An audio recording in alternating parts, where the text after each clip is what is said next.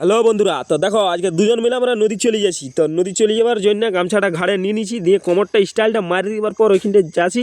ঘাটটায় গামছাটা লোডটা করে নিয়েই তারপরে নিচের দিকে ঘাটটা ঝোঁকাই করে নদীটায় পৌঁছে গেছি। পৌঁছে যাওয়ার পর দেখো এটা আমাদের নদী। তো নদীটা দেখতেই পাচ্ছি কেমন সিনারি দিয়ে জলটা যাচ্ছে। তো এবার নদীর ভিউটা দেখো, মাথায় পাগড়িটা বাঁধে নিয়ে দেখান দিলি আমি আমার পাগড়িটা। তো তারপরে নদীর দিকে যাচ্ছি। নদীর দিকে যাওয়ার পর আমার ছায়াটা দেখে ওটুকু।